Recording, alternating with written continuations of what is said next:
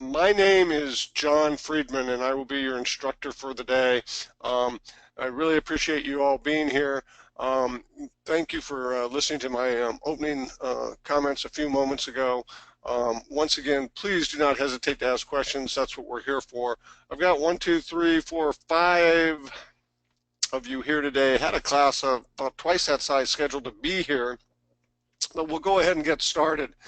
Today's class, CMA class, update in CMA. We're going to go through a couple of things. We're going to talk about the multiple listing system update, listing update feature, and the value of a listing update feature, and the ways in which you can utilize that. Of great importance here is that this listing feature is also often referred to as a hot sheet. And I'll ask you to remember that, because if you have clients that have been buying and selling property in Hawaii for a long time on the Big Island in Kauai, sometimes they'll say, hey, can I have a hot sheet for my neighborhood? And that sometimes sends agents on, what is he talking about? And so that's talking about a multiple listing service update. We'll talk about the value of including all of that information, including MLS and TMK information. We'll also talk specifically about a parcel update and the value of a parcel update to you. That's non-MLS sales or all sales that have occurred in an area, including MLS and public record sales. Great value, particularly if you're looking for potential farming opportunities. If somebody, for example, has a 1,000-acre parcel and breaks it into 10 100-acre parcels, that's probably not going to show on the MLS. It'll be either done via subdivision or a CPR, condominium property regime, a secondary system available to Hawaiians. And then we will, hold on, let me just, once we get done with that MLS and TMK update, we'll be able to, what I was saying, I'm sorry, I lost my track there with my phone ringing. If they break a 1,000-acre parcel into 10 100-acre parcels, those will transfer at $0 to the same owner. And so it's a way that you can find those potentials. Maybe he's going to sell some of those 100-acre parcels off. And so it gives you an opportunity to look for listings. In the case of a CPR, you can actually go further and see if there's actually been a real estate broker that has been assigned to sell the property. In a CPR, one of the requirements is that a licensed realtor sell the parcels. And so there's some great information that's available there. Once we've shown those results and explained how to look at those, we're going to go into the CMA feature. This is different than this afternoon's class. It is the Hawaii Information Service MLS CMA. However, it's very important that you know how to do this type of CMA so that you can disaggregate the information that you need to take a look at those things. Those subject property CMAs and the CMA feature are very, very valuable so that you can create a quick list to send to the Cloud CMA program. Cloud CMA, which I'm teaching this afternoon, is a third-party piece of software. It's provided to you free as a subscriber to our services. It is a very, very polished marketing piece. For those of you that can attend this afternoon's class, we'll go over those real polished CMAs that will help you secure listings, and we'll also go into some of the other features within Cloud, including buyers tours, flyers, and property reports, as well as QR codes, new high-tech that allows people to get property information sheets by simply scanning a sticker on the back of your card, or a sticker on your sign, or a sticker on your Take One box if your Take One box is empty. That's primarily how I use it, is I put a sticker for each property on my Take One box in case my Take One box is empty. Somebody can just simply scan it with their smartphone and get a full property report. Lastly, we'll talk about a custom CMA. A custom CMA is when you're not looking at a particular property, but if somebody says, hey, what can I buy a 3-bedroom, 2-bathroom house in Hilo for on 10,000 square feet? What can I buy a 4-bedroom, 3-bathroom house in Princeville for? And so we'll talk about all of those features. So that's kind of a quick rundown of what we will be attending today attending to today. And of course, I'm here to answer any other questions that you might have. With that said, let's go ahead and kind of get started here. Let me clear this so it quits flashing down there.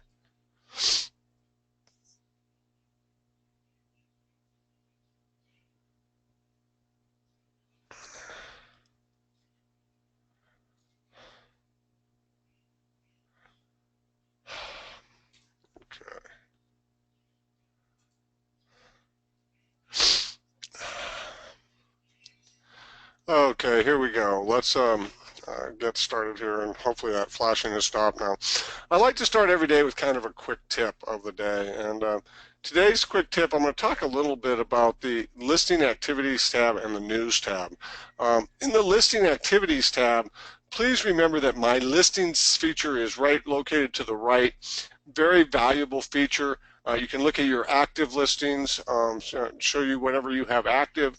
You can also go in and perhaps most importantly, you can filter these in other ways. One of the ways that you can filter these is you can take a look at what's going to expire in the next 30 days. Very important field. If something pops up, here we see I've got Honolulu Colony Resort Unit C4 expiring on January the 16th. This is a reminder to me as a listing agent that I can simply go in, and I check this daily, by the way, and I can say, hey, you know, John and Heather, it's been a year since we put your property on the market. You know, what do you want to do with it? Do you want to take it off the market for 30 days and then relist it, you know, so that we start back with 0 days on market? Do we want to take it off until summer season? You know, maybe they say they want to go to another brokerage. In this case, I know that I've already got another listing signed for 30 days out. So, you know, we're going to start remarketing the property in the beginning of March. And so that'll allow us to get back to 0 days on market and continue to market the property. This is a great way to remember you know, those things that are not moving quickly, particularly if you have a lot of listings. You can also take a look at your sold in the last 365 days by using that filter. This is, once again, great way to touch bases with your clients. Remember the quick tip I gave you in an earlier class. Anytime you have a heading or a subheading with a line under it, you can sort by that field. So I had a closing on November the 10th, my last closing this year. But if I go back here, I can say, okay, well, on February 29th, I get to contact Nick and Betsy and say, hey, you know, it's been a year since you sold your property. You know, I hope you're as happy with your decision to leave Kauai today as you were at the time that you made that decision. But please remember that if you have any friends, business associates, or acquaintances who are looking to buy or sell property on Kauai, your personal referral of me would be greatly appreciated. So I can send that in February to this lister or seller that I had. The S indicates that it's a buyer's agent, that I represented the buyer. So I'm very easy for me to go in and say, hey, Shalise, you know, it's been a year since you purchased your property. I hope you're as happy with it today as you were when you purchased it a year ago. Please remember that your personal referral to your friends, family, and business acquaintances means much to me. So lots and lots of great ways to do that. And then you can just go ahead and give them that information. Lastly, there are some other filters that are available here that include the pending and preview. Pending listings are kind of interesting. They do not cover contingent listings, and I can give you a quick example of that. If we look at my list here of these, let's go back to my active listings here. If I take a look at my active listings, what you see here is we'll see this Prince Kahio number 207. That's actually in escrow and is contingent. When you filter to look at pending listings, you will see only your listings, not other people's listings, but only your listings that are under contract. Remember the difference between contingent and under contract. Under contract means that you are willing to show the property, contingent means that you are willing to show the property and willing to take backup offers.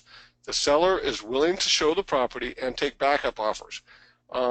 Under contract means that the property is in escrow, but the seller is no longer willing to show the property and no longer willing to take backup offers. Very clear distinction for purposes of the MLS.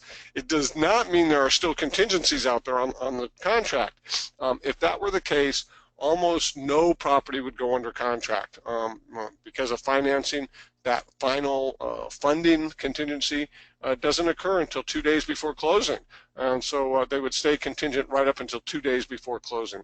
However, if I call you up and say, hey, I want to show your property, and you say, hey, we're not showing it anymore, I'm going to ask you to move it from contingent to under contract, and you should do the same with your peers. The final listing here is a preview listing. I've made a request that anytime you check active that preview is automatically checked. That has not happened. But I would ask that when you guys are doing your searches, if we were to go into a search for listing, anytime that you check, and we'll just take a look at a preview and see what's on Kauai here. Anytime that you go in and are looking for active properties, you should always be checking previews as well. Preview is a system that allows broker-to-broker only marketing. In fact, if you put the hover help there, it'll tell you there's a valid listing contract between the seller and the listing broker, but the property is not yet ready for market. And so it allows you to, for 30-day period, up to 30 days, you don't have to use the entire 30 days, to simply market broker to broker and not to the general public. And so when you have a preview listing, it doesn't go in there and automatically get sent to the other sites. We have 2 listings that are currently in preview, and if I were looking in either of these areas, Lahui or for this acreage home in Pu'upane, man, I'd want to know about these. In fact, I actually have a client who could potentially be interested in this particular property at 1.29 million. And so I don't want to miss that particular listing, right? I want to be able to go in, look at it, see if it matches my client's needs, if it's something that might make sense for him. And so it's a great opportunity to find those listings that aren't being marketed to the general public. It also will allow you to show your buyers property that they cannot see from the public side of the MLS. So very, very valuable tool. And once again, my recommendation has always been to HIS that anytime you check the active button, that preview automatically be checked. And if you don't want to look at previews, you would have to uncheck it. It makes sense to me, and I'll follow up with them again later today to make that recommendation one more time. I don't know if the board of directors has discussed it yet. Okay, that's about it for the quick tips of the day. Let's go ahead and get started with today's class. I'm going to go ahead and clear this search, and what we're going to do is I'm going to go back to the dashboard here, and I'm going to get into Get a Listing Update. 3 different areas that we're going to be teaching today. Create a CMA, which will be the last part of this morning's class. We're going to start with Get a Listing Update, followed by Get a Parcel Update. A quick note about formatting in these areas. I have always said that choosing the right format is the most important thing. Because we're looking at a listing update before we get started, let me go ahead and get to a listing update here. Get a listing update. The MLS is the correct format because we're looking at listed property. However, one of the most important things that I feel you can do is to add the summary feature. We'll look at that summary feature and see why it has value. It's not a requirement by any means, and some people prefer to work without it. My practice is to always use the MLS and the summary feature, or the TMK and summary feature if I'm working with a parcel update, and I always use the summary feature when creating a CMA, and hopefully you'll see why there's some value to that. So let's run a quick hypothetical here. I have a family property in Maine, and every once in a while I get up there, I spend 2 weeks, and it's literally in a dead zone. There is no internet, there is no cellular phone service. It is a way to get away from everything. However, I come back from that 14 days of being in Maine, and I feel like, man, what has happened in the market while I was gone? I need to catch up. So I want to take a quick look at what's happened hypothetically. I just got back. And I want to take a quick look at what's happened in the last 14 days. So I'm going to go in. I'm simply going to go into the days back area here. let's see if I can get that scroll off there. And I'm going to just put in 14 days. You'll notice that when I put that 14 days in, the end date is automatically going to change. The start date is automatically going to change. So I'm going to simply go up here and I'm going to put in 14 days. And as soon as I tab away, that 12/23 will automatically change to 12/9. So we're going to look all the way back to December the 9th of this year. I then get a choice as to what it is I'm looking at. Do I want to see only new listings? Do I want to see only price changes? Or do I want to see all status changes? Well, wanting to be the most informed agent that I can be, I want to see what happened on Kauai in the last 14 days. I just want to get a quick idea. Now remember that I can further disaggregate this data. Here I'm going into just the whole island of Kauai, but if I wanted to, I could go into a specific area. And remember, we'll talk about this hot sheet area. Now I don't need to check any of the other fields. I simply need to give a tax map key area. And of course, you once again can use those Boolean indicators. I can say 4-4, 2, right? 4-5, and that'll cover all of 4-4 and 4-5 if you want, right? So you're able to utilize whatever areas you want. For today's class, I'm going to take a look at the whole island of Kauai. What has happened in the last 14 days?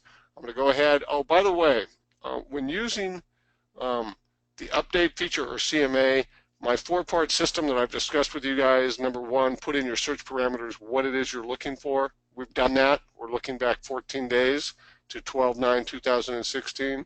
We're looking on the island of Kauai. Those are our search parameters, what we're looking for. Step number 2 is to check your format, right? MLS and summary, that's where I want to be, okay? Step number 3 is to count. You can skip step number 3 when utilizing any of today's features. You're going to get an erroneous result if you get a result, and so I would suggest that you just skip the actual count button when doing that. And of course, step number 4 is just simply click the Search Now button.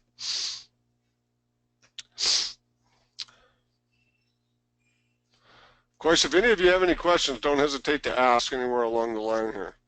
So the first thing that I want to point out here is if you look up above here, you'll see that the search criteria is that this is a hot sheet from 12/9/2016, including new listings, price changes, and all status changes to TMK or tax key number 4. And so this is very, very important that you get the ability to look at these particular properties. As we go down here, we're looking at all the new listings. Of course, we could count these if I was trying to do a saturation or how many months of inventory we have. We could count all these, but the advantage of the summary feature is that as we get towards the bottom of this large list in the last 14 days, very active season on Kauai, I probably should have only gone back a week, we start to see what has happened. So here we are, the summary feature, as you can see here. If I highlight that, here's our summary feature, right? And you can see that there were 70 new listings in the last 2 weeks. 4 of those listings sold. The 4 that sold all sold with 0 days on market. Those 4 sold at 100% of list price. Now, there are 62 days on, the number of properties that have been that are active or contingent during that period is 62, and the highest number of days that those have been on the market are 281. The average was 12, the median was 7, and the mode was 7. Let's talk a little bit about what these mean. Lowest is pretty self-explanatory. Lowest price listing, 79,000. Lowest price sale, 240,099, right? The highest price listing, 45 million, right? The highest price sale, 875,000 in the last 14 days of new listings, not of all sales, just of new listings, right? The average, of course, is all 70 added together, right, and divided by 70. The price point on all 70 added together and then divided by 70, that gives us an average of 2,354,187. Here is a real clear explanation of why realtors use the median price and not the average price. When you have a listing at $45 million, it can throw the average out of whack, right? So by using the median, which is the middle property, right? The property that's right in the middle, there'll be an equal number of properties above and below. For example, if there were 71 listings, there would be 35 cheaper properties and 35 more expensive properties than the 743,500. So it automatically kind of gets rid of the very inexpensive properties and the very expensive properties, or gets kind of rid of the anomalies, so to speak, that might drive an average out of whack, either too high or too low. And so the median price is what is relied on by realtors, and that's a pretty common standard of practice across our industry. Now, we have 70, so you're saying, well, there is no real middle property, and that's correct. We're actually taking property number 35 and property number 36 in terms of prices, right? And we are taking that 35 and 36, adding those together, and then taking the average of those to come up with this median of 743,500. The mode is the most common price. So in this case, no two properties listed in the last 14 days had the same price point. Okay, if we had two properties that were at 500,000, then the mode would be 500,000. It's the most common price. Okay, so it always indicates more than one property. When we look at sales, once again, lowest, highest, average, and median. Okay, and here we start to see that when you have more homogeneous properties selling, you tend to get a closer take on the average. Now, nothing prevents us here from looking at a more specific area. Maybe we want to go in and modify, and we want to only look at residential property, right? Our list changes greatly when we look only at residential property, right? As we take a look at this, we get, as we look at residential property, we'll see that there were only 30 listings of residential properties, right? And 3 of those listings sold, okay? Once again, because of that 45 million, we start to get a huge disparity between the average and the median, okay? Huge disparity. So once again, when doing the hot sheet, you want to keep that in mind. Additionally, nothing keeps you from looking at a specific type of property within a specific area. Maybe you want to look in 4-4-6, for example, right? Very specific area, your client says, hey, give me a hot sheet for the last 30 days, right? Here are the last 14 days in my neighborhood. And you can say, well, in your neighborhood, there have been 3 properties that have listed within that particular section that range in price from 749,000 to 998,000, right? When we look at the summary, we can tell them very quickly the lowest price property, 749, the highest, 998. The average is 882, but the median price is 899, okay? 899. As we continue to look down this list, and I kind of made the list smaller so we wouldn't have to look at so much, here we're looking at back on the market properties. Back on the market property, by definition, is a property that is listed with the same brokerage within 30 days. Now, this is why our days on the market show, let's see if I can get that to pop up here. Doesn't want to pop up. Go to webinar interface issue. You should be able to click on that and give you a detail of where those 229 days came up. But as I click on it, I'm not getting anything, unfortunately. That's unfortunate that pop-up window is not popping up for me. But that would show me exactly what the situation was. You can also find out, of course, by going to the history button. We'll find that this property was listed with the same brokerage. If we go down here, we'll see that it went from active to contingent on December the 6th and fell out of escrow on December the 20th. Once again, the history button is your best friend. If I were talking to this particular listing agent, I would simply call up and say, hey, Patrick, you know, I'm really curious what happened to your property. Why did it fall out of escrow? I see that it was just in escrow, and now it's back on the market. Back on the market under means it's either contingent, under contract, or has expired, temporarily withdrawn, or withdrawn from the market and gone back to the same brokerage firm. It does not have to go to the same agent, just back to the same brokerage firm to be back on the market. Contingent sales, all right, tells us a lot here about what's selling. Contingent sales are a really important area. Note that when you look at contingent sales or sales, if I'm listing a property on Kauai Road, I might give Kella Caspillo a call and say, hey, Kella, I just wanted you to know that I'm listing a property about 2 doors down from the one that you have contingent. Maybe you have some potential buyers for that property that you've met that you were unable to put into that home. If so, I would be more than happy to have you bring them by. So it's an opportunity for me to talk to people who may have some contacts with folks there, right? We'll go a little bit further. We can see that the number of contingent listings is 4. Okay. Remember that if you're doing saturation points, you do need to do a combination of looking at contingent sales and under contract properties versus the number of new listings and back on the market properties. And I'm not going to go into the details of doing months of inventory or saturation points.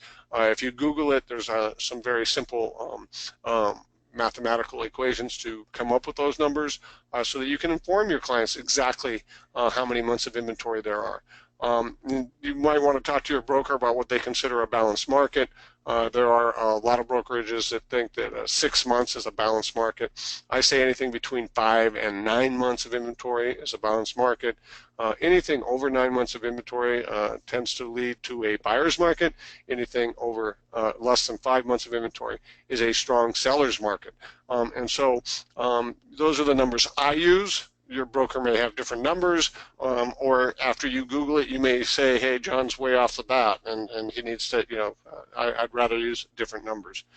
And here's sold properties, right? So as we look at sold properties, we have one property listed at $875, sold for $875. This is a good statement for Ms. Dela Cruz. Pricing property appropriately, right? She actually listed the property right at fair market value and sold it very, very quickly in 9 days, right? So great sale. And remember, we're just looking at this 4-4-6 area here, but sold the property in 9 days. In this area, there's nothing under contract, nothing expired, nothing withdrawn, nothing temporarily withdrawn, no preview, and no price changes. Okay, I'm going to go ahead and open this up a little bit here. Let's take a look at 4-5-4, get a slightly larger list here, so you can take a look at what it looks like when you have contingent properties. So here we've got, 3 listings, 3 that are active or contingent. Average number of days on sale is 6. The median is 7.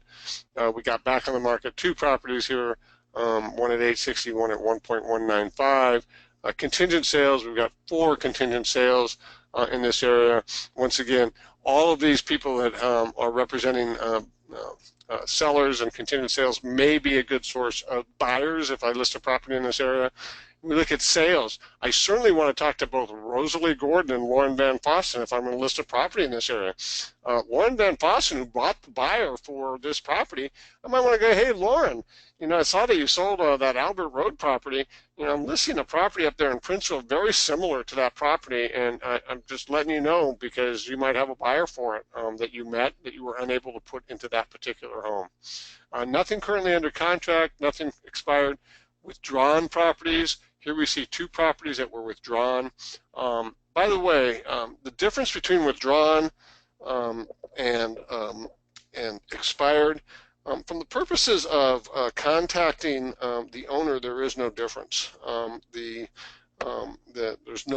not currently an active listing on the property, and you should be able to contact the owner of the property to see if they would like to list with you.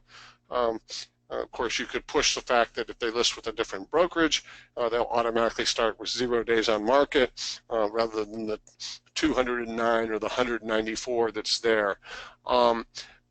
Temporarily withdrawn, the same is pretty much true. It's been withdrawn by the market by the seller, and you can actually speak to them. It's not currently an active listing. However, I would remind you that temporarily withdrawn properties and withdrawn properties, oftentimes there's a relationship between the agent and the seller. you want to be careful not to speak poorly of that relationship or accidentally trample on that relationship. Before contacting somebody that has an expired, withdrawn, or temporarily withdrawn property, remember two things. One is that it could get relisted with the same brokerage. They may be related to the listing agent, and so you don't want to say, oh, your agent just couldn't do it for you. Why don't you try me? It just kind of has a bad undertone to it. Price changes. I've seen letters like that, by the way, and that's why I bring it up. Price changes. Here we see a lot of prices. Here's a $3.85 million property. The price was dropped, listed by Mr. O'Sullivan of the Kauai Real Estate Group, formerly Kauai.com. And we go in, if we take a look at the show listing history, right, we can find out very quickly what was it priced at, right? So it was at 3.850, and we see that it was originally started at $4 million. Very interesting. It was released on October 10th and withdrawn on the same day. No, excuse me. It was released on October the 10th. It was in escrow for, it was active for almost a month, and then it was pulled from, temporarily withdrawn from the market. And this is what I'm talking about. Temporary withdrawals, by the way, oftentimes happen. I mean, I've told clients before, hey, listen, I can get you close to your asking price for that property, but you got to do something about the paint. You got to paint the house. And then sometimes people say, well, let's withdraw it until I get my tax refund. You'll see a lot of property come back on the market right about tax time, because people get their tax refunds, and then now all of a sudden they've got the money to spruce their house up on the inside or the outside, right? We also see that it was actually came back on the market from temporarily withdrawn to active on December the 2nd, about a 2-week hiatus. And during that 2 weeks, Billy said to the seller, or the seller said to Billy, let's drop the price. Okay, so something happened there. Okay, so we're able to watch exactly what's happening. By the way, when somebody cuts $15,000 off the price here, $150,000 off the price, it does show that there is a motivated seller there. Okay, so that kind of gives you a quick lowdown. Once again, the summary feature means a lot to me. I like looking at the summary of each individual property and each individual area to see exactly what's available there. Now, some of you may be saying, well, how do I know where your sections and categories are? This is a very important area. For those of you that don't know, you can actually go down on the dashboard into the area called Market. And in Market, you can go in and take a look at the subdivision list. If I want to look at the subdivisions on Hawaii Island, for example, I can actually sort these alphabetically, and I can include parcel detail. Okay, so if I'm looking for Kona Ocean View Estates, I don't know if such a place exists, I'm not a Big Island agent, I can actually go in, sort alphabetically, include my parcel detail or not. I'll start by not including it. I'll search now, and now I can look at all of these different places, Andrade Camp, whatever, go down until I get some stuff that says starts with Kona, right? And I can actually go down until I'm taking a look at these very specific areas. And when I find so here's, oh yeah, Kona Ocean View Properties. Now, if this is something that I'm interested in, Kona Ocean View Properties, I may want to further disaggregate it away from the section and actually into the plats. In order to do that, I'm just simply going to go in and I'm going to back out of this, and I'm going to say include the parcel detail. Okay, and now when I click search now I'm going to go down to Kona Ocean View Estates. It's a much larger list, obviously.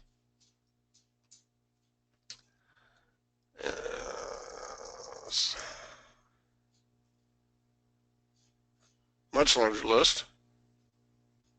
Get to Kona Ocean View Estates there, hopefully. Kona Ocean View, Kona Ocean View Properties. So here's my Kona Ocean View Properties, and it encompasses two plats, 372 plat number 8 and plat number 9. I can actually just take this right here and copy this. Okay? I'm going to copy this, and then I'm going to go back. Go back again here, see if I can get us back to my search. And now I'm going to go in and I'm going to look for an update, maybe for the last, let's go back 6 months. All right, and I go into 180 days, and I'll change my tax key to 3-7-2-8 to 9, and maybe we'll look at all kinds of property. And now I can get a very specific hot sheet for a client looking in this area, right? Okay. The two new listings that were listed in this apparently very hot area, one is under contract and one has sold, right? No other new listings in the last 6 months, right? Nothing back on the market, nothing contingent, and one sale, okay? Sold for $469,000, amazing ocean view in Pu'ukala, right? And then under contract, I've got that Pu'ukala property. Also went, of course, under contract in that same 6 months. Nothing expired, nothing withdrawn, nothing temporarily withdrawn, and of course, nothing in preview and no price changes. This is a great area. If you could get a listing in this area, it looks like it would probably sell quickly, if priced right, of course. Okay, so knowing nothing about the property. Last quick thing about a listing detail. Maybe you want to compare month-to-month stuff, right? You can actually go in and you can say, okay, I want to look back let's start from, we're not at the end of December yet, so I'm going to say 11/1/16, right, to 11/30/16, right? And I want to look in all of a specific area. Well, we'll just go for the island, the Big Island, right? So we look at the entire Big Island for that month. That's probably too big. Let's just go 3-7, 8. How about 3-7 and 8, right? And when we search this now, we get a quick thing about what happened last month in this area. Pretty large zone, zone 7 and zone 8 of the Big Island. Might be too big. Big search. Sorry, it's taking a while.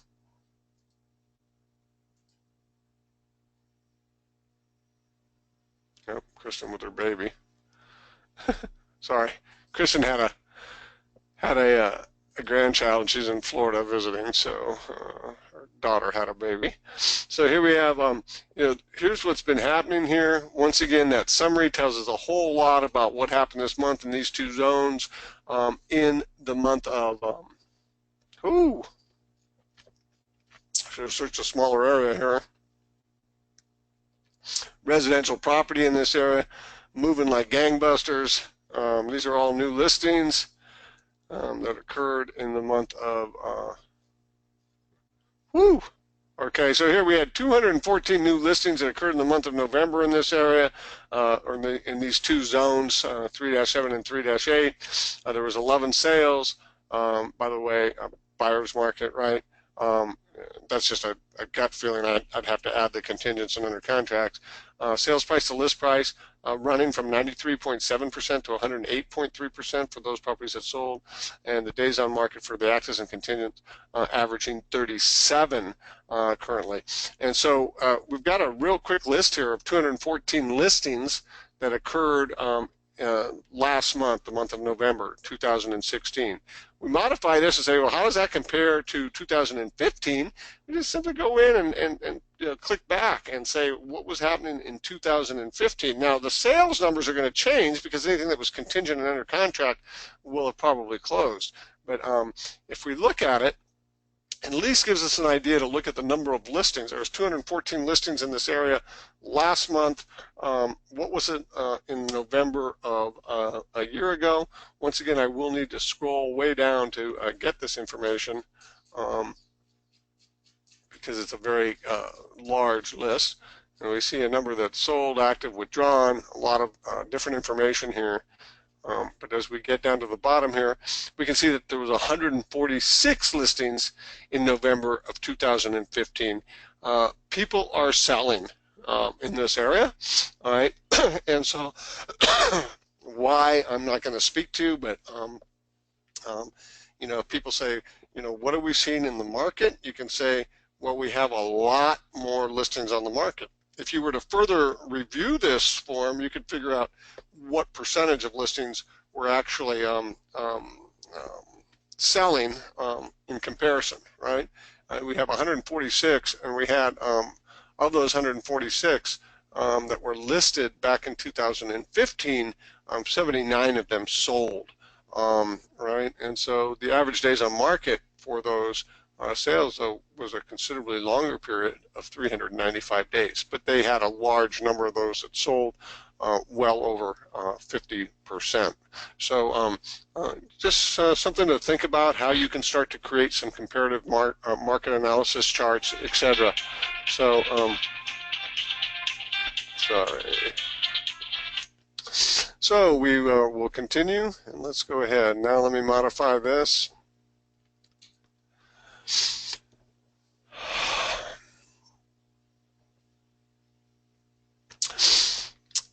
Any questions about that update sheet there, the hot sheet, parcel update, the value of it? Delane, Donald, Erlyn, Harold, Jade, Sylvia, a whole bunch of people here. Okay. Oh, look at this place. Sorry. Let's talk about parcel updates real quick. I'm going to go in, I'm going to simply go in, and I am going to clear all of my recent searches, and I am going to modify this particular search. I'm going to toggle my, and I'm going to go to get a parcel update.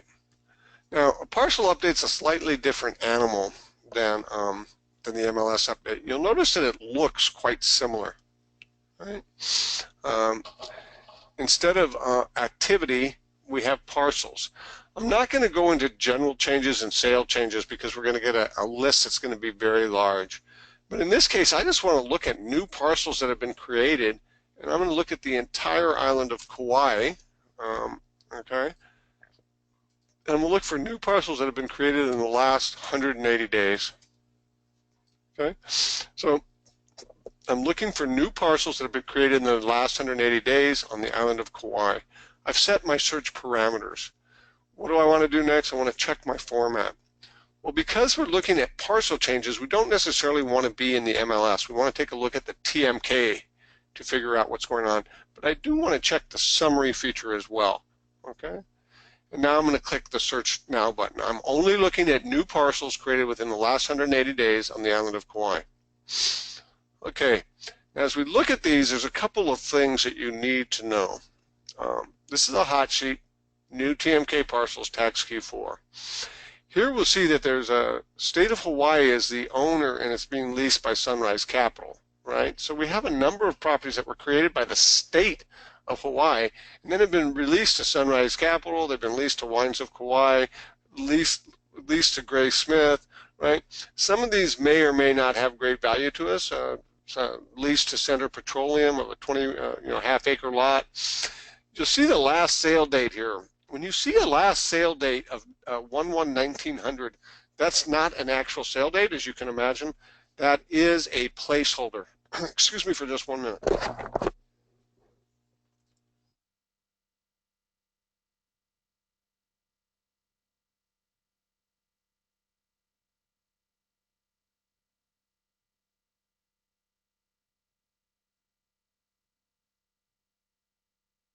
Thank you. So as we look at that, that's a placeholder. That's not an actual sale date, right? And so we go down here. Now we're starting to see some other parcels here. And remember the general rule of thumb, right? You've got 1, 2, 3, 4, 5, 6 numbers. When you have 5 numbers, right, then we're talking about property that has been separated via subdivision, right? So this one right here, 1, 2, 3, 4, 5, this is a subdivided residential lot at Kukui'ula. When we get down here to Kainani Place properties here on the island of Kauai, which are located in the Poipu area, judging by the 96756, we start to see here's a master, right? The master lot was 5.35 acres, and it's been separated into all of these lots, right? In fact, we have at least 16 lots that were created, and perhaps more here. 7, 8, 5, 6, 7. I don't know why 7 and 8 are listed twice there. None of those lots are sold. They all have that 1900 price tag, never been sold. If I want to get greater information about these particular lots, I can simply click on any one of those. And we'll see here that I've got an address for the tax bill to go to. What I don't have and what I was hoping to find was the actual link to the public report. Guys, I'm going to have to take this. Hold on just one second.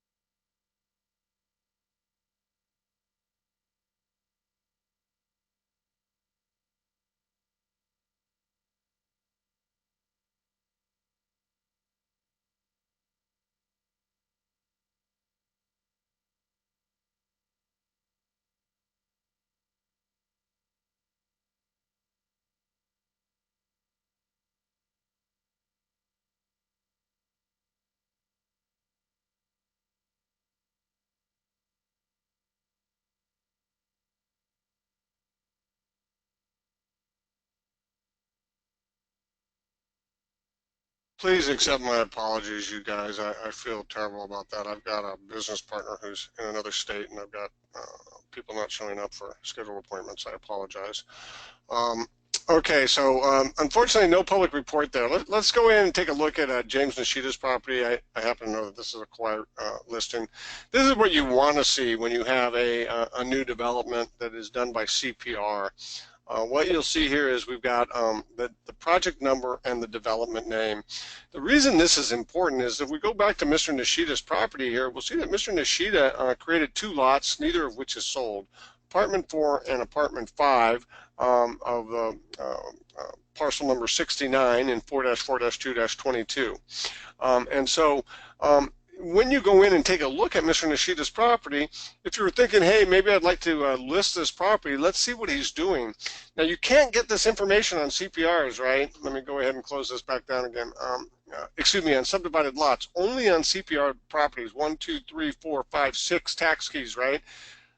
First number, island zone, first number, islander division, second number, zone, third number, section, fourth number, plat, fifth number, parcel, and if it's a CPR, you have that sixth number. Okay, so when you click on a 6 number TMK, you should get something like this that has a link to the project or the project number. These both go to the Department of Commerce and Consumer Affairs. They link you directly. And as we see here, the final report to this was done on July the 14th, 2016, but it was amended in November. In order to look at these things, you just simply click on them. And I'm not going to go into great details about final public reports, but about page 9 of a final public report, and we see here J&M Nishida Partners created this report. About page 9, generally, there is something called persons connected with the project. So here you can see persons connected with the project, right? And I want to know about who's the real estate broker, right? Who is the real estate broker? Now, sometimes when you get into these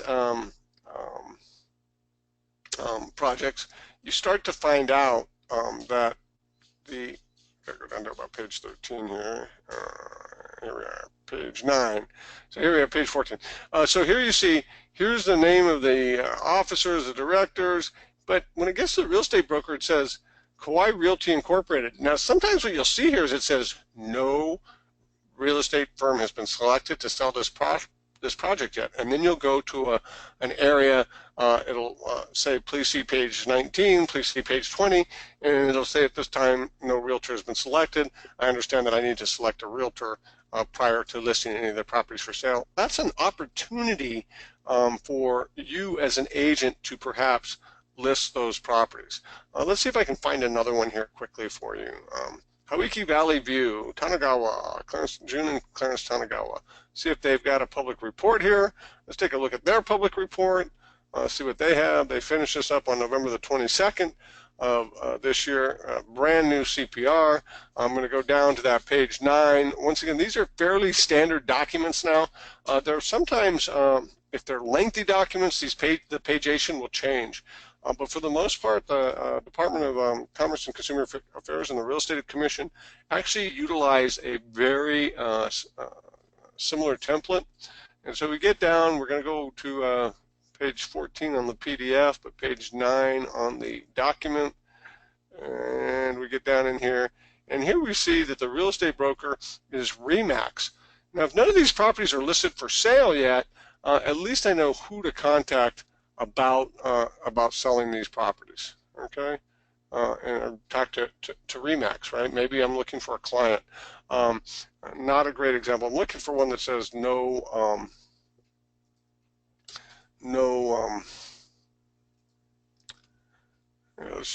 Jamie Nishida again. Now you see here, some of these properties have actually sold.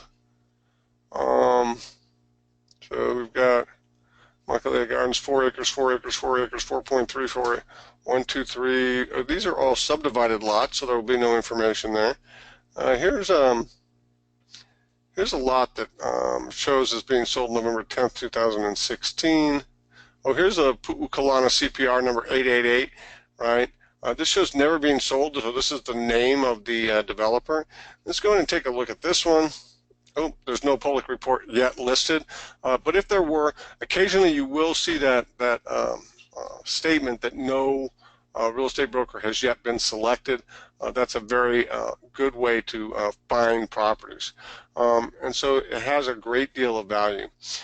Now you can, of course, reduce this list by adding that field, no active listings, right?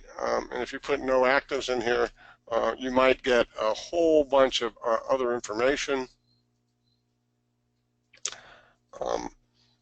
When you search these, it'll reduce the size of your list, right? And you can see that none of these properties at Kainani Villas has yet been listed actively. Those are, for whatever reason, no public report yet. And you want to make sure that when you're talking to these people that you do have. Here, let's take a look at James Kimball White. See, Ahi Ahi ADU. Oh, here we go. Kimball White James, here's your developer's public report. Simply click on that. A lot of people finishing up things in November. And as we get down in here, we go to page 9, hopefully. Ooh, went too far. Ooh, here's what I'm looking for. So here we go. So here you can see, sorry, my thing is going berserko here. Mouse is running low on batteries. Oh, I apologize. So here you see, as we look at the real estate broker on this particular development, none selected. See the disclosure on page 19, okay? And go down another 10 pages to page 19 here. Change this to 23 here. And now, here we get into non-selection of a real estate broker. As of the effective date of this developer's public report, the developer has not executed a listing agreement for the sale of this condominium property with any duly licensed by a real estate broker. Thus, the developer cannot offer to sell or sell any units in this registered condominium project until the developer executes a listing agreement for the sale of this condominium project and amends the developer's public report to reflect the new information. So I can call Mr. Kimball White and say, Mr. Kimball White, listen, if you're considering selling that property, I'm happy to pick up. If we come to terms on price, I'm happy to pick up the cost of amending the report with your attorney. to show us as the listing agent for this property. And so those are the types of ways in which you can sometimes get listings. And so it's important to know that those are there. For whatever reason, Mr. Kimball White has not selected one yet. This is a 2-unit CPR, and so we want to take a look at it. Neither unit has sold, and so we want to take a look at exactly what it is that he is trying to do with the property. But it does give me an opportunity to speak to him. Okay. And you can see that there are a number of others that are available there. None of these have been listed for sale with a broker yet, but they may be a listing contract in place, as there is with Mr. Nishida. Okay. Any questions about that parcel update? Everybody's so quiet today. I knew that was going to happen when I started recording the thing. Delane, Donald, Erlyn, Harold, Jade, Sylvia, anybody got any questions? Wow, so quiet. Can somebody raise their hand so I know you hear me? Thank you, Erlyn. Hey, Delane has a question. Oh, no questions because I'm a great trainer. That's very nice of you to say. I wish that were true, but thank you very much. You guys, you gotta use all the resources available to you. Just a quick comment about the MLS. The average realtor uses less than 20%. Erlyn, I'll open up. Oh, I'm going to lower your hand. If you have a question, just raise it up again, Erlyn. Thank you for putting your. Oh, you do have a question. Great. Let me go right ahead. Can you hear me? Erlyn, did you have a question? Oh no, my arrow was floating over there. Oh, no problem. I put your hand down, and you probably put it down at the same time, so the hand popped right back up. I just wanted to check, make sure you didn't have a question. But thank you very much. No worries. Okay, thank you so very much. I've lowered your hand and muted your mic now. So once again, this is an opportunity for you guys to realize that the average user utilizes less than 20% of our system. The power users, and I mean, I can name power users because they call me to ask me for assistance sometimes, they utilize 100%, or 80%, 90%. I'd say the best power users are lucky if they utilize 90%. The Excel spreadsheets that I went over yesterday, for those of you that weren't there, I create graphs with my spreadsheets, right? I mean, there's so much that you can do utilizing our system. Let's see if I can just find a chart here real quick. Grab something really old. Here's an old one. I find a really old one here. Here's a really old chart, right? So when I was showing people in 2012 what was happening, I just created a stupid little chart here, right? So people could see what happened in 1991, 1992, 1903, right? Right? Prices can't get higher than this. I'm waiting it out, and they went up higher, and then they started to drop, right? So this is the drop in 2007, 1991 to 2007, right? As you look at other charts, how come I don't? Oh, I guess that wasn't a great example. This is just one old chart that I have. I do have a number of other charts that we could take a look at, but there's so much information that's really readily available that are out there and available. Let's see if I can find a PDF here. What do I got here?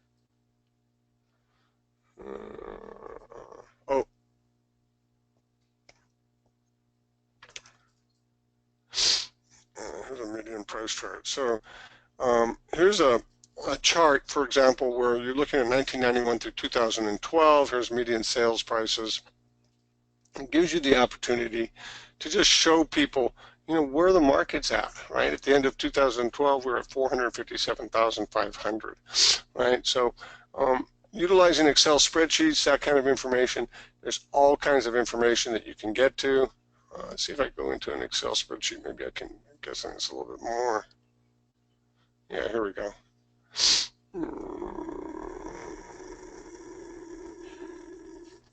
Okay, so as we look at these, here, this is a very large bunch of charting that I did, where we look at, number of sales, Here's a Kauai median chart that I was updated. Median sales prices, number of sales, right? By types of property, Waimea, right? We go through the zones, Kaloa, right? And we just would, continue and continue on through these to where you can look at what's happening in a given area, right? Oop, right? So as you look at those specific areas, you can show somebody, this is what's happening in a very specific area, okay? So lots and lots of information readily available, right?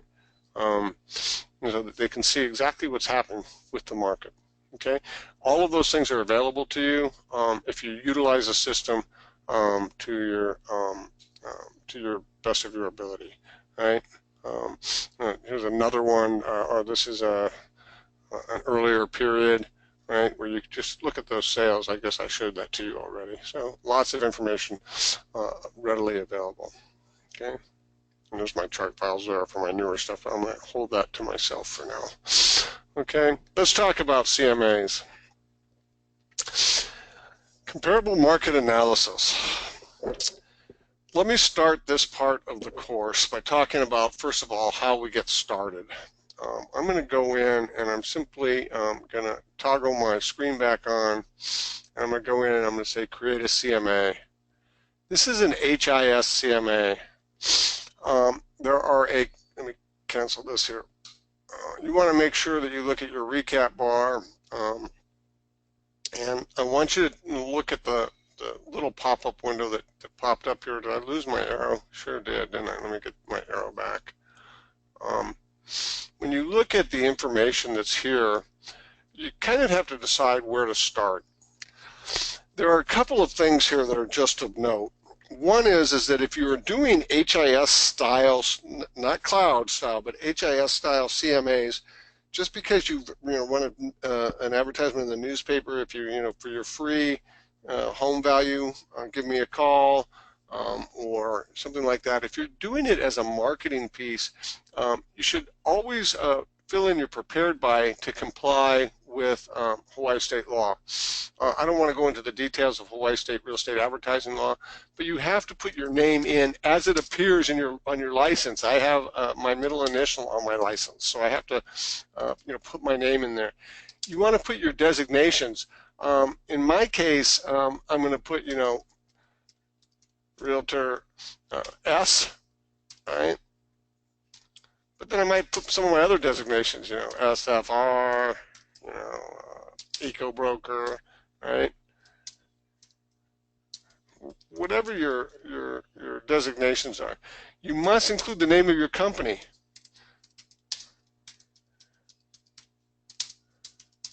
Okay. Now you do not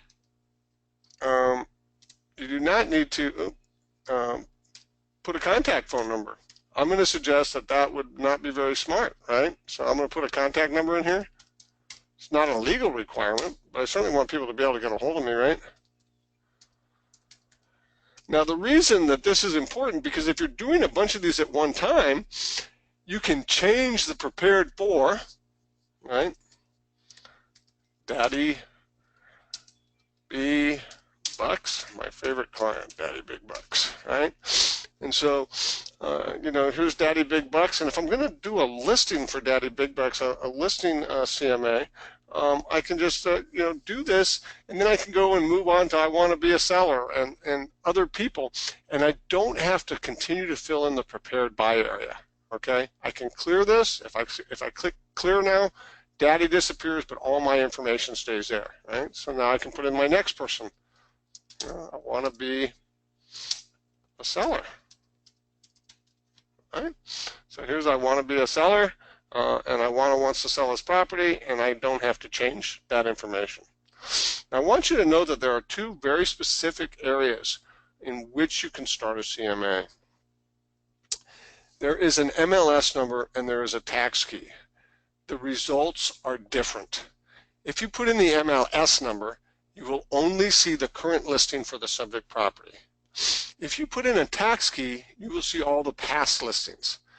My general rule of thumb is I use the MLS number when doing a CMA for a buyer and I use a tax key when doing a CMA for a seller. I want the seller to know that I know every single agent that has ever listed his property for sale before. Okay? So before we go any further, let's find a property that we can do here. I'm going to just go onto my dashboard and pick on somebody over here. Ooh. Let's see who we can find here. Oh, Pili my island on the beach. Cahillo Shores. Let's try Cahillo Shores. See how that goes. This is a condominium property, oceanfront property, currently contingent, and it's Yvonne Summerfield's listing, and I apologize to Yvonne, or if any of you work in her office, you can apologize for me. I'm just going to start by pretending I represent a buyer, for example. I'll go in, I'll grab the actual MLS number here, okay, and I'll copy that. Then returning back to my CMA, right, I can simply paste that MLS number into there, okay. As soon as I tab away from there, you're going to see this area down below where it says you can enter the MLS. It immediately changes to what this is. This is a condominium unit in Cahillo Shores. It's 732 square feet. So the system is going to look for any properties that have a living area from 622 to 841. By default, it's going to look a year back. Once I start to see the results, I can decide whether a year is long enough, too long, not far enough back, right? So let's go ahead and take a look at this property. It's a condominium property. I want to, once again, check my format. I like to utilize a summary feature anytime I use a CMA, okay? I'm going to go ahead and click search. And here I see, here's the subject property, right? Currently listed by Yvonne Summerfield. By the way, the nice thing about this is if I go to send this to my client, I can simply say, put it in customer format and all that information will disappear, right? But for my purposes, I like to look at it before I send it to Iwana, okay? Well, I want to be a buyer, it should be here, okay? There are no comparable listings currently for sale. There is one contingent sale, and that is this property. There's no other contingent, nothing under contract, nothing that didn't sell. And there have been one that sold, okay? Horrible CMA, absolutely horrible CMA, right? My general rule of thumb is that you need to have 3 to 5 comparable listings to have a decent CMA. That's my rule of thumb. I have a broker in my office who has no problem showing 10, 12 comparable properties that sold. For me, that kind of muddies the waters. It just gives people a chance to say, well, that's not really the property that I'm looking for. So as we go back to the initial thing here, we'll say, continue down a little bit further here, it says, unless I specify a project or tax key, sales will be limited to the same project, okay? So we're only looking in the Cahillo Shores property now, right? So maybe what I want to do is specify a tax key, right? So when I go and search this now and I look at the subject property, we can see that this tax key is 4-2-6-14-41. What I like to do is just kind of open this up and just grab the entire tax key here. I'll copy that. Now I'm going to go ahead and go back to my search here, right? Modify. Now, let's go ahead and change this from MLS number. I'm going to enter the tax key. This is not going to change my results, guys. This is only going to change the number of times the property has been listed, okay? So here, look at this. Holy mac. I've got listed by Yvonne Summerfield, listed by Rick Shaw, listed by Stephanie Bauman, listed by Michael Curtis, right? And we can see the prices that they sold at and when, okay? Some of these properties clearly a long time ago, right? May or may not be my client, but even if it's not my client's listings, you can actually show them what these properties were listed for, right? Could have bought it for $200,000 way back when, or even 150, right? Unit 303. Okay, some of those might have been pre-Aniki prices. Okay, so this just gives me a little bit of a lowdown on what the past listing history. But more importantly, if I modify this and I paste this tax key into my TMK, Remember, currently it's only looking within the same project, which would be plat number 41. Excuse me, plat number 14, right? Sorry, calclexia there. So if I want to open this up a little bit more, right, I might just say, let's look in all of 4 dash, let me go backspace, 4-2-6, comma 7, comma 8, okay? Now I happen to know that this is all within the Poipu area, and this is where you have to rely on some of your knowledge as a realtor, no matter what area you're in, okay? I'm looking in section 6, 7, and 8 of Zone 2 of the island of Kauai, okay? Okay, 6, 7, and 8. I'm not looking, or it should be 6, 8, and 9 actually, but that's all right. I'll just do 4-2-6. Let me delete this.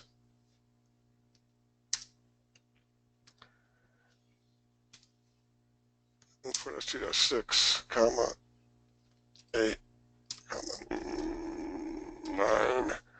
Let me get rid of that. Sorry. More. Okay, so it's not 4-2-7, it's 4-2-6, 4-2-8, or 4-2-9. And now, this is an oceanfront parcel.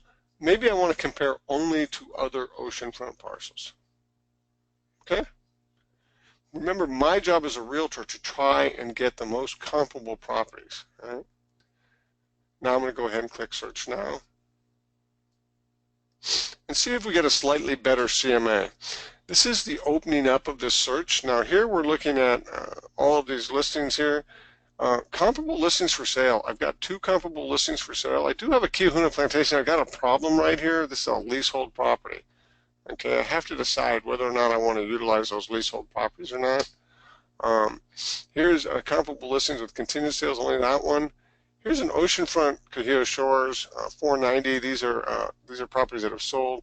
I only have 2 that have sold here. I've got a little bit of an issue with getting comps here, right? Let's go ahead and modify this.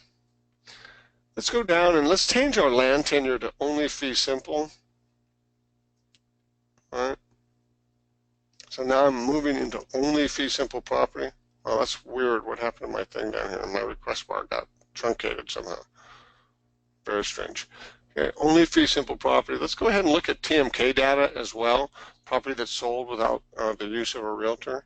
Okay, and instead of oceanfront parcel, let's go ahead and just look for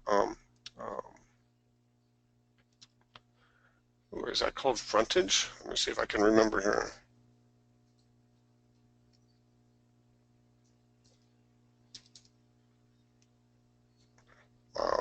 Frontage. Let's see what we have available here. Almost oceanfront.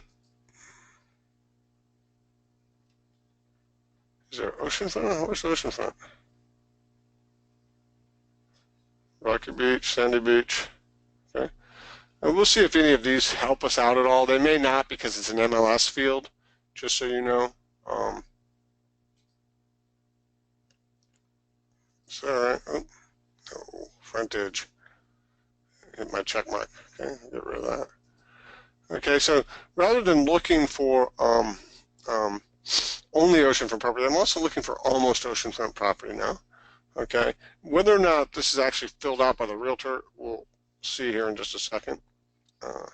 Oh, now we've got a White Beach Resort, Unit 8206. That's nice to see that there. That is a fee simple property, right? When we have continued sales, we have the Kahio Shores only. We have a whole bunch of things that's sold in the public record here. And this may be important, right? We've got a Kaloa Gardens apartment. This should not be there.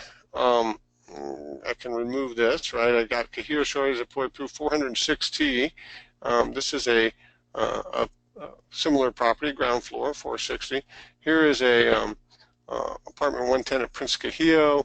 That's probably not comparable.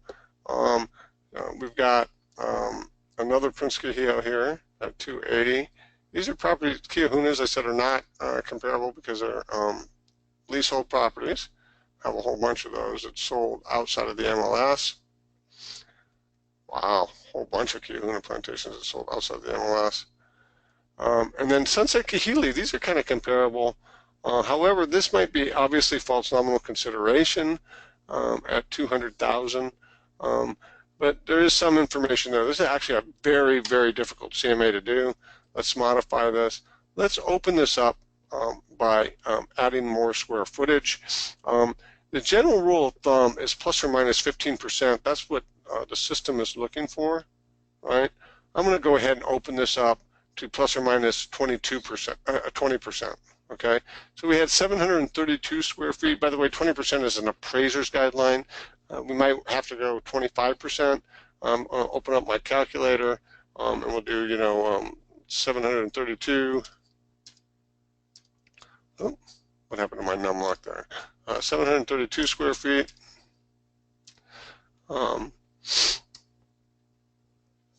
Plus 20%. Right, equals 878. Okay, so we moved from 841 square feet to 878 at 20%. We'll call this, why don't we call this 880, a little bit over 20%. And so 880 on the high side, and then we're going to go in and we're going to clear this, and we'll do that 732 time, subtract 20%, and 585 on the low side. I simply go down and I'll just change my, accidentally got rid of that.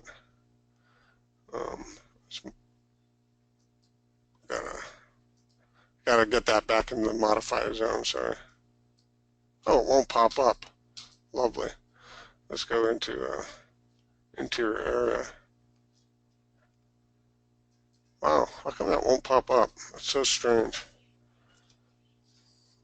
Should be able to do that. I'm having a little bit of an interface issue here. The 580 to 880. Haha, it's going to be hard to do this if I can't actually get in here and do it. Let's see how I can total interior area.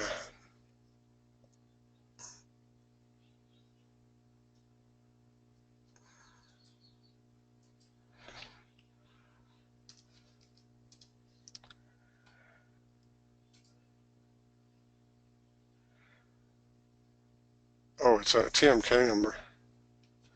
That's right.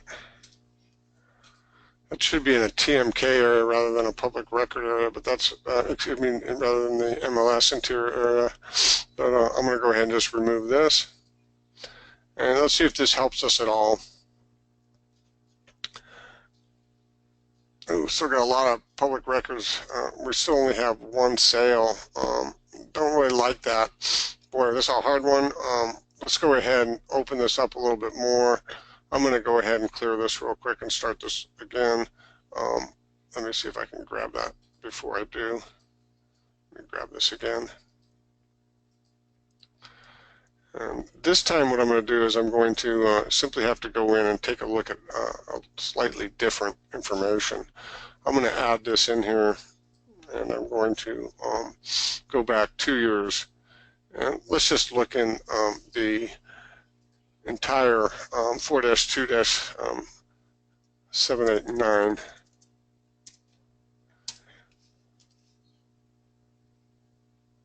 Excuse me, 4-2-6-8 and 9. And now what I'm going to do is I'm going to get away from the oceanfront property and just start looking at condos that are in this area. Look back 24 months and see what kind of match we get now.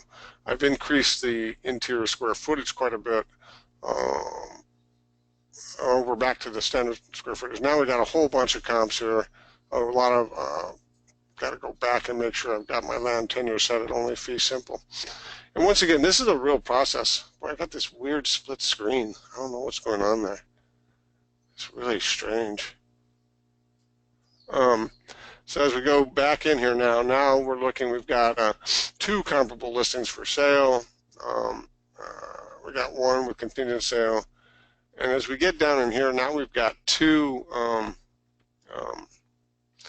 units, including unit 110. But when we get into our solds, wow, look at this. Now we've got a whole bunch of solds in here. We're starting to get a slightly better look at these. These are all about the same square footage. We're a little bit maybe light on the low end here at 631, but we've got a whole bunch here. If we look at our summary feature, now we're looking at 284 to 610 with a median of 460 and an average of 450.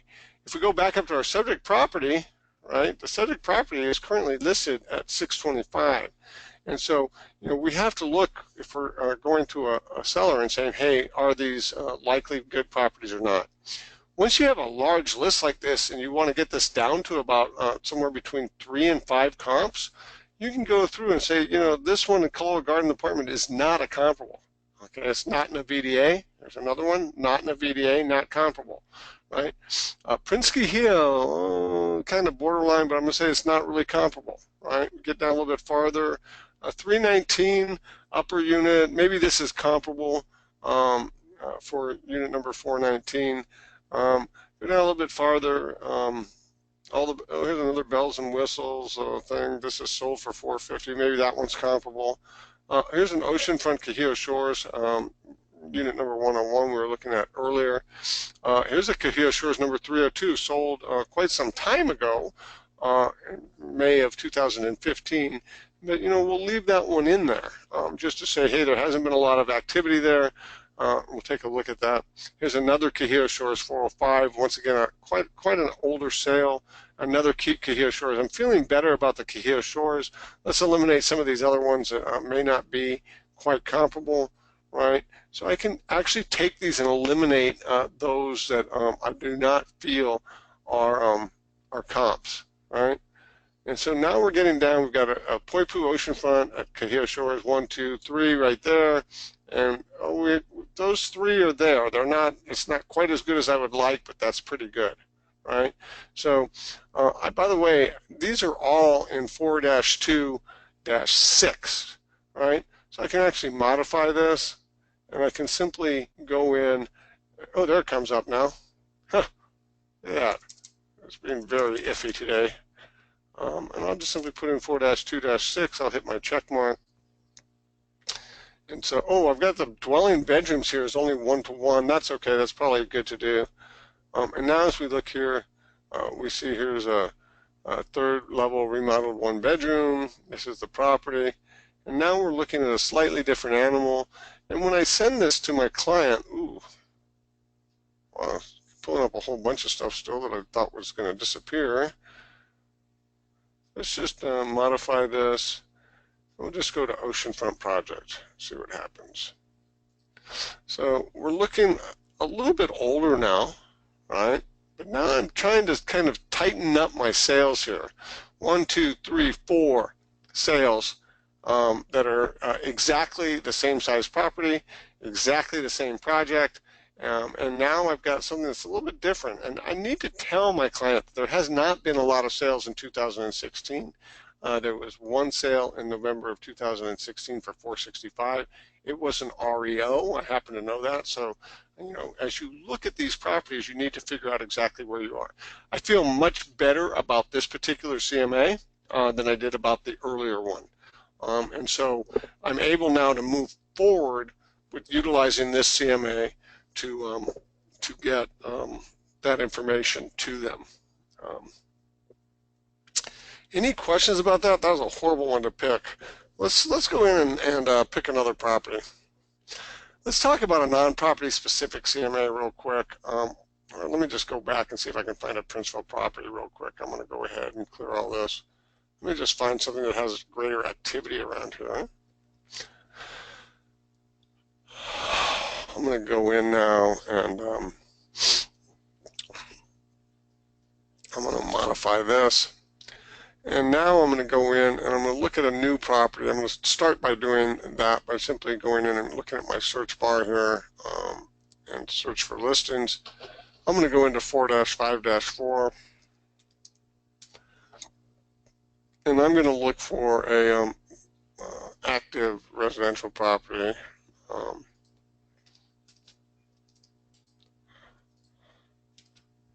1 million to 1.3 million.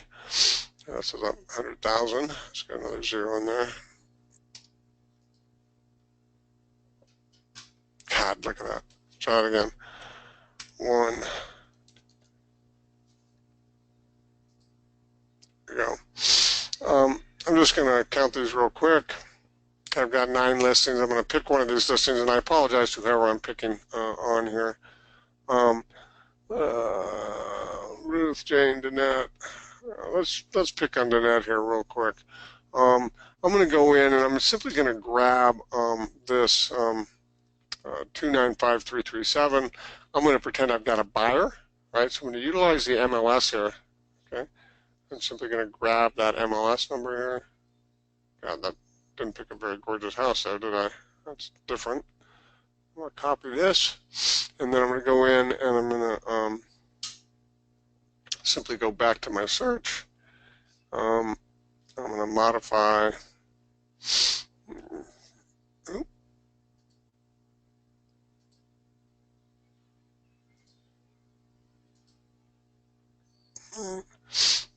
Put my MLS number in here, paste, and once again, this is somebody I'm working with, so I can just gonna, I want to be a buyer, right?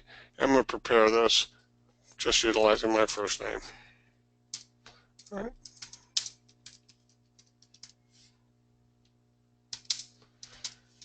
Now when I go in, I'm looking 1 year back by default. I've got that in there. I've got some information, a quarter acre of property, 3,246 square feet, looking from 2759 to 3732.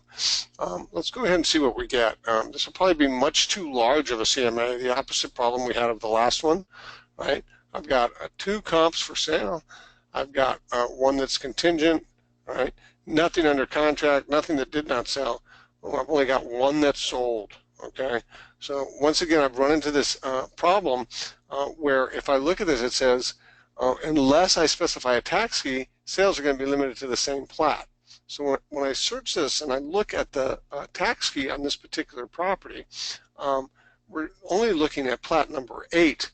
Well, I can go in here and simply by modifying this, I'm going to look in all of 4-5-4, and now I'm going to get some properties that definitely do not, and once again, you have to utilize your knowledge of the area. This will include some properties on Hanalei Plantation Road, very pricey properties with views of the bay, of Hanalei Bay, that are going to throw my CMA way off. Okay, so here's all the active properties, a whole bunch of them. Here's only 1 contingent sale.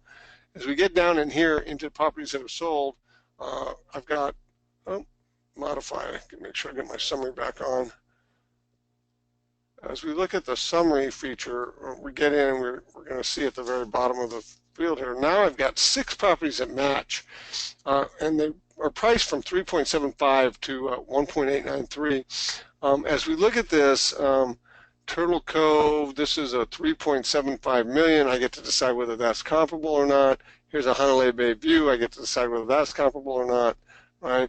And I may decide that, hey, of these properties that have sold, I want to probably not utilize all of these, right? So here's first property number 1, probably comparable, slightly larger lot. Property number 2, very comparable, similar size home, similar size lot. Property number 3, 1.45. This one, 1.3, that's pretty good. This one, 1.995, not so comparable. It's okay. But this last one here at 1.85, this is probably not comparable. There are 2 ways I can eliminate it. One is I can simply just check it, right, and say, show only those that are not checked, right, and it'll, what the heck happened there? Oh, I went to Cloud CMA, sorry. That was not good. Let me get back here. Show only those that are not checked. Show only those that are not checked. Okay, so that I can eliminate that way, but it remains in the summary, right? So I have to find a way to eliminate it where it can take it out of the summary. So I'm going to go back. I'm going to modify this, right? Let me take a look at the property again real fast. So as I'm looking at that particular property, down at the bottom. Remember, we're looking for 3 to 5 solds. I've got 6 solds here, and I want to kind of eliminate this 3.75. I can actually say, take this number right here, right? Copy it,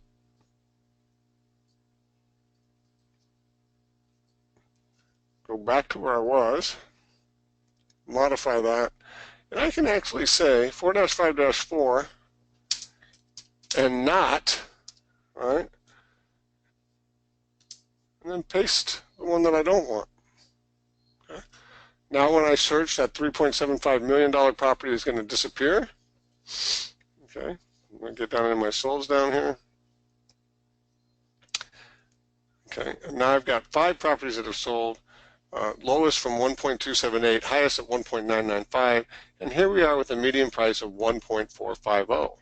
Okay, so as we take a look at this, we can see that the median price of a listing was 1.450. The median price of a sale was 1.3 million. This is great help to my buyer as we look at this property that's listed at 1.195. It gives them some idea of where we are price-wise. Also, that summary will tell us exactly what the sales price to list price ratio is. Okay, and when we come back this afternoon at 1 o'clock, we're going to take these and we're simply going to go into the More button and say, take all those that we want to take into the Cloud CMA. I apologize for not having better examples today. For those of you that are still hanging in there, the one last thing is you can do a non-property specific CMA. This will take about 2 seconds. You put nothing in either of these boxes up here. We clear everything here, right? And then you just say, I want to know in 4-5-4, right, what you can buy a residential property of 3 bedrooms, right, and at least 2 baths, right, 4. Right? What can you buy in 454 with at least 3 bedrooms and 2 baths? You can even limit the land area. You can say, you know, I need to have at least 10,000 square feet, but no more than 15,000. Let's say no more than 13. Right? And somebody asks you, you know, what can I buy a typical home in Princeville for? You just simply say, okay, let's search these now. And you do a very, very quick CMA form, non-property specific. There is no property where you can say currently list. Oh, hopefully my format is still that it has my summary. There's currently 13 listings from 787 to 3.95. That median price is 1.285 million with an average price of 1.655 if you're looking in this neighborhood. Right?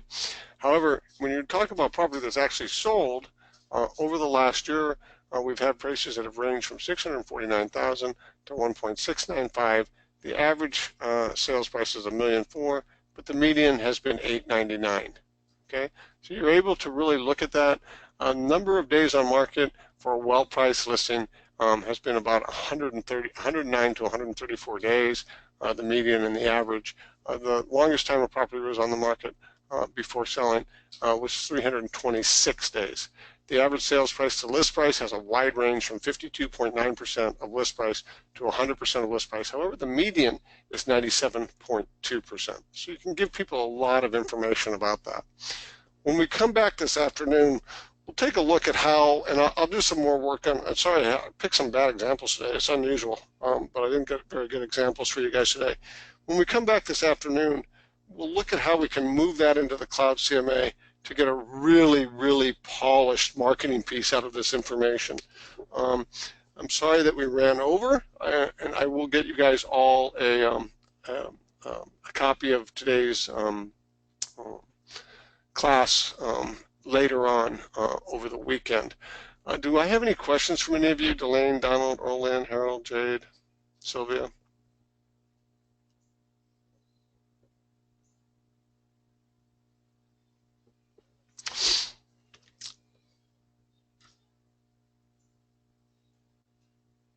There's got one comment. Oh, you should always The best format to email a CMA, Sylvia, you should always email a CMA. If you're doing this kind of CMA, it should always be in customer format, if that answers. It's always be in customer format. The best format, of course, when you do a CMA, you can include public record data. Just so you know, when you modify this, you have an option in here to include TMK data. I would encourage you not to do that, and the reason for that is you will oftentimes get a couple of things. One is it will not separate your um, sorry, I'm sending you a quick thank you just to remove your question mark icon. It won't separate when you get into the public record data. It doesn't separate obviously false nominal consideration. Let me see if I can do this. Oh God, look at that! It just does not want to behave. My mouse today. See if I can get it to work. When you get down to the bottom here we have, a million, okay, these all look like realistic sales that occurred outside of the MLS. This one kind of bothers me a little bit, where I'm including TMK data because this is a real turn, so I'm not really sure why it occurred outside of the MLS. But with that said, these types of information oftentimes will include the $1, $10 sales. And so you have to be careful with that because clients say, or they say $100,000 sale. Those are oftentimes called obviously false nominal consideration. We don't have a lot in this area, which is good.